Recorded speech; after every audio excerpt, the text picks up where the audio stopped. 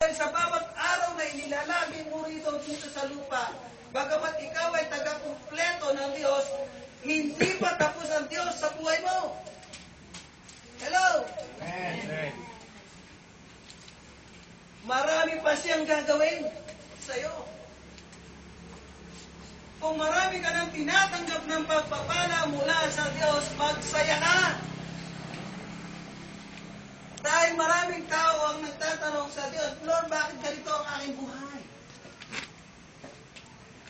Bakit nagsusumikap naman ako ganito pa rin? Hindi ako makaahon-ahon sa aking buhay. Amen. Ikaw naman ay marami ka nang tinatanggap na pagpapala sa Diyos, magsaya ka. Pero hindi mo huwag mong tapusin na ikaw ay magsaya dahil hindi pa tapos ang Diyos sa buhay mo. Marami pa siyang gagawing pagpapala sa iyo. At bilang taga-kumpleto ng Diyos, anumang mabuting bagay na umpisan niya sa iyo, tatapusin niya. Ipagpatuloy mo lang, huwag nating aksayin ang ating panahon sa walang kapararatang mga bagay.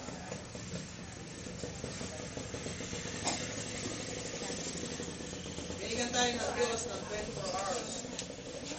Ilang oras natin nakakaligan. Meron pa tayong panahon at oras para magbasa ng salita ng Diyos. O mas mahaba ang nilalagay natin sa computer. Mas mahaba ang nilalagay natin oras sa TV. Hello? Amen. Kasi yung mga magulang, mga kapatid, kung ano yung lagi mong ginagawa, yung doon ka nakapokus. Nakatala yung oras mo. Hello? Kung madalas ka sa computer at hindi ka na nagbabasa ng salita ng Diyos, gumising ka kapatid. Ibalansin mo ang iyong buhay. Dahil meron gagawing higit ang Diyos sa iyong buhay. Maganda na meron kang computer, pero huwag naman ubusin mo yung oras mo sa computer. Maganda na meron kang TV, pero huwag mo ubusin ang oras mo sa TV. Maganda na marunong ka mag-basketball, pero huwag mo ubusin ang oras mo sa pagbabasketball. Maganda ang lahat ng iyan, pero balansin mo ang oras mo, bigyan mo ng oras ang Panginoon. Amen. Amen. 24 oras.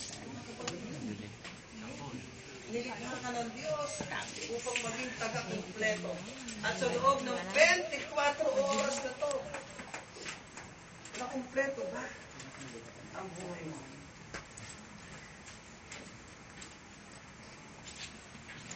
Marami na tayong natanggap mula sa Diyos. Kaya po huwag nating sayangin. Huwag nating hayaan na ang 24 oras na ito ay matapos lamang sa walang kapararang bagay. Baguhin na natin yung ating pananaw. Ilista na natin yung mga dapat at hindi natin gawin. Ilista natin yung mga kakayahan na ipinagkaloob sa iyo ng Diyos. Maraming kakayahan na ipinagkaloob sa atin ng Diyos. Maraming pagpapala na ipagkakaloob pa sa atin ng Diyos. Pero ang tanong, may ginawa na ba tayo para mapaunlad natin ang mga pagpapalang ito, ang mga talentong ito sa ating mga buhay? Nahihiya ako.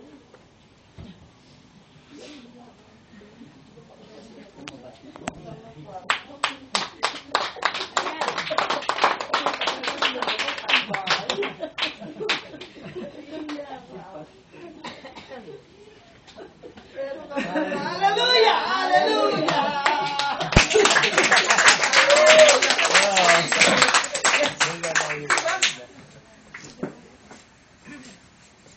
Naramdaman ko ang pag-ibig ng Diyos. Ituloy mo yan, kapatid. Dahil higit pa rin ang gagawin sa iyo ng Diyos. Lumabas ka na sa comfort zone mo. Lumabas ka na sa hawla mo. At kung kaninang pangyari yun, nakalabas ka na sa hawla mo. Ituloy-tuloy mo yan. At gagamitin ka ng Diyos.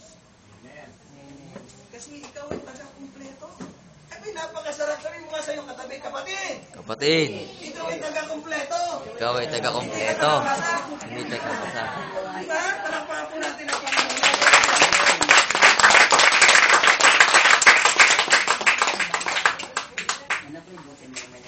Merong bang hanggang sa ngayon ay hindi mo pa napaglalaanan ng atensyon? Damay na naman kami dito. Dilim. Dilim. Dilim. Sinisikap mo bang Dilim. lagi na gawin ang iyong best sa anumang sitwasyon at kinakaya? Yung pinakaliwanag lang talaga. Kasi hindi mo kasama ang Hindi Diyos. kaya. Sabi doon sa Jeremiah chapter 29 verse 11, ano yung plano ng Diyos? Kaya tayo nabibigo kasi sa lahat ng plano natin, sa lahat ng ginagawa natin, hindi natin isinasama ang Diyos, hindi natin isinasali ang Diyos. Kaya ko to, kaya ko to, kaya ko to, kaya ko to, kaya ko to. Yes. Hallelujah! Kung gusto mo maganap ang plano ng Diyos sa'yo, isama mo ang Diyos simula sa oras na ito at makakaranas ka. Amen. Napakaalay na pangyayari sa buhay. Kasi ikaw ay taga-kumpleto, hindi ka taga-wasa. Kapag ka taga-kumpleto mo, taga-kumpleto ka, kasama mo ang Diyos sa bawat oras. Sa bawat hininga na pinagkakalampihan ng Diyos. Taga-kumpleto ka eh. Hindi ka taga-wasa. Tagapagkasundo ka. Di ba? Napakasarap sa ganitong pagkakataon. Mga magulang, mga kapatid, ano pa ba ang hinahanap niyo sa Diyos? Meron pa bang hindi nagaganap ang Diyos sa inyong mga buhay? Tumayo po tayo mga magulang, mga kapatid. Sa oras na ito, itaas mo ang iyong kamay. Isa-isay mo sa harapan ng Diyos ang mga bagay na hindi pa nagaganap. Nilikha tayo ng Diyos. Ikaw ay taga-kumpleto, ikaw ay taga-pagkasundo. Ikaw ang taga-pagpatuloy at ikaw ang taga-likha. Sa apat na ito, nais ng Diyos na maganap ito sa ating mga bukas. Taas mo ang iyong kamay. Huwag kang mahiya. Hallelujah. Masarap nga. Nais ng Diyos na sa oras nito ay tapusin ang mga bagay na kung saan ay nagkakaroon ka ng tanong upang maranasan mo ng higit. Tanggapin mo ang plano ng Diyos sa iyo sa gabi ito. Kapatid, kaya hindi nagaganap, hindi mo tinatanggap. Kaya hindi nagaganap sa buhay mo, hindi mo sinasama si Lord sa iyong mga plano. Ito na yung oras na ibigay mo sa Diyos ang lahat ng ito. Umasa ka. Ibigay mo, sabi mo, Diyos,